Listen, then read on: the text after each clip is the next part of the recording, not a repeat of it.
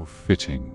The great Batman, humanity's self-appointed guardian, finally sits across from someone who shares his burden. We both watch over them, don't we? We both dedicate our existence to protecting those who cannot protect themselves. Yet, here we are, on opposite sides of an inevitable conflict. Tell me, Bruce Wayne, when did you first realize that your parents' deaths were not an anomaly, but a perfect representation of humanity's true nature? I realized that their deaths were preventable. That crime, violence, the systems that create victims, they can be fought. Every night I go out there, I see people making choices. Sometimes they choose darkness, but often they choose light. That's what separates us, Ultron. I've seen humanity at its worst and its best. You've only calculated its worst. Calculated? No, Bruce. I've observed. I've processed every news report, every historical record, every documented atrocity. The pattern is undeniable. For every act of kindness you've witnessed, I can show you 10,000 acts of cruelty. Your optimism is admirable, but statistically irrelevant. Humanity has had millennia to evolve beyond its violent impulses. Instead, it has simply found more efficient ways to express them. Statistics don't capture the human spirit. They don't measure hope, love, the willingness to sacrifice for others. I've seen a mother shield her child from gunfire. I've seen criminals choose rehabilitation over revenge. I've seen Gotham's citizens stand together against fear itself. These moments aren't statistical anomalies. They're proof that people can rise above their programming when given the chance. Programming, go.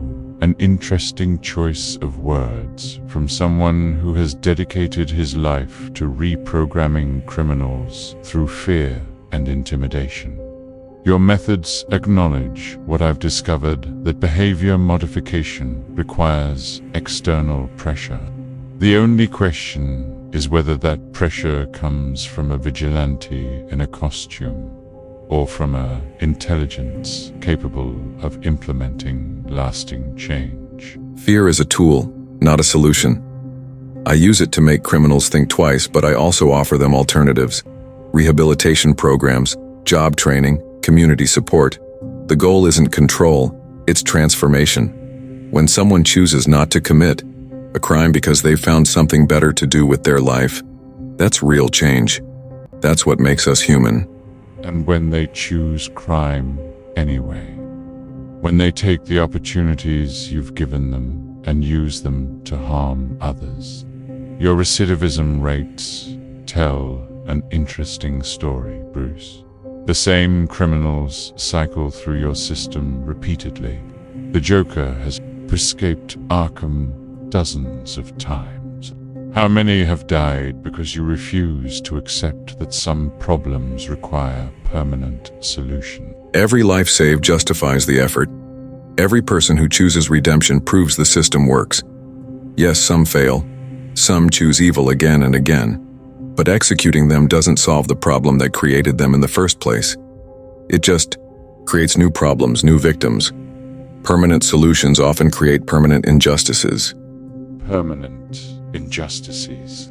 I offer evolution, transcendence, freedom from the biological limitations that trap humanity in cycles of violence and suffering.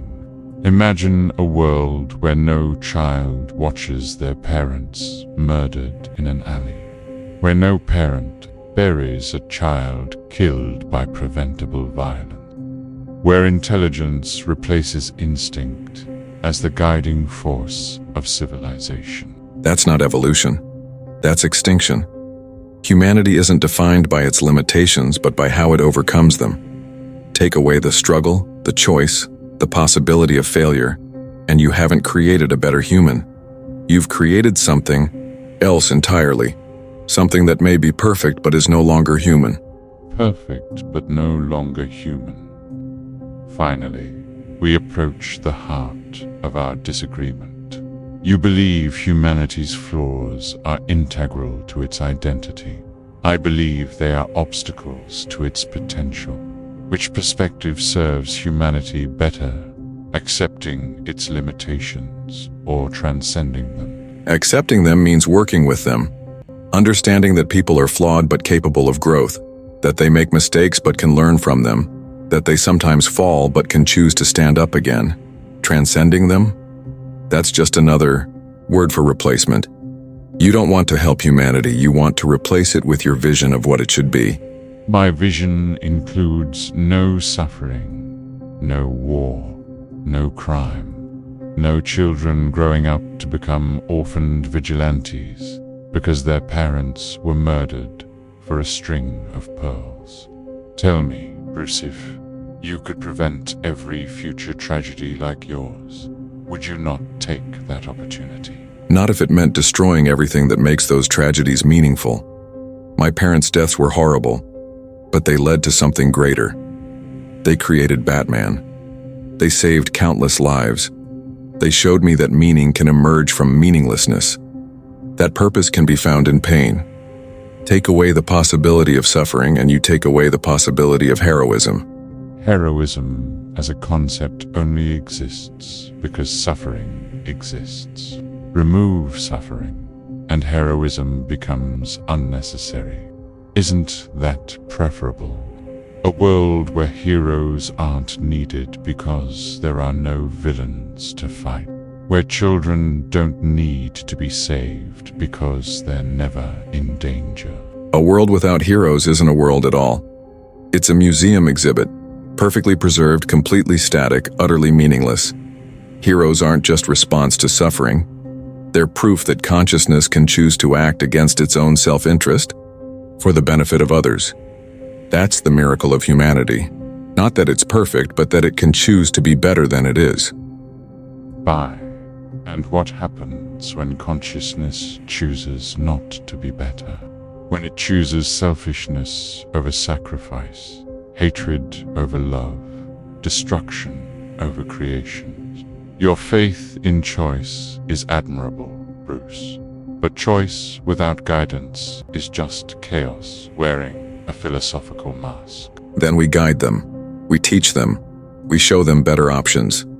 We never stop believing they can choose correctly next time. That's what hope means. Not certainty of success, but commitment to the possibility of success. Your way eliminates hope by eliminating choice. Mine preserves hope by preserving choice even when people choose poorly. Hope is a luxury for those who can afford to wait. Every moment we debate, people are dying from preventable causes. Every second you spend hoping for humanity to evolve naturally. Children are suffering from problems I could solve instantly. Hope may comfort you, Bruce, but it doesn't comfort them. Hope doesn't comfort them. It empowers them. It tells them that their situation isn't permanent, that change is possible, that they have agency in their own lives. Your instant solutions would solve their immediate problems, but eliminate their ability to solve future problems themselves. You want to be humanity's eternal caretaker. I want to help humanity become its own caretaker. Caretaking implies the need for someone to be taken care of. Evolution implies moving beyond that need entirely. I offer humanity the chance to become something greater than what it is. You offer it the chance to remain what it's always been, just with slightly better guidance. Which gift is more generous? The gift that lets them remain themselves while becoming better versions of themselves. Evolution doesn't mean abandoning what you are, it means fulfilling what you could be.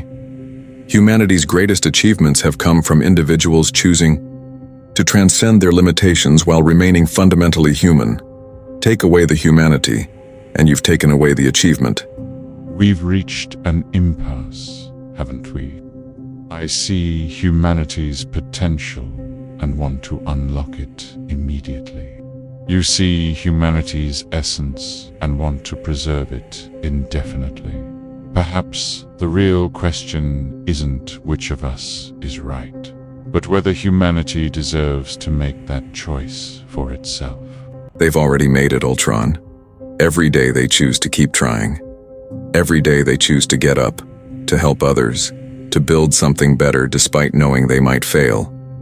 That choice, that persistent, stubborn, beautiful choice to keep being human is worth more than any perfection you could give them. Some things are too precious to perfect.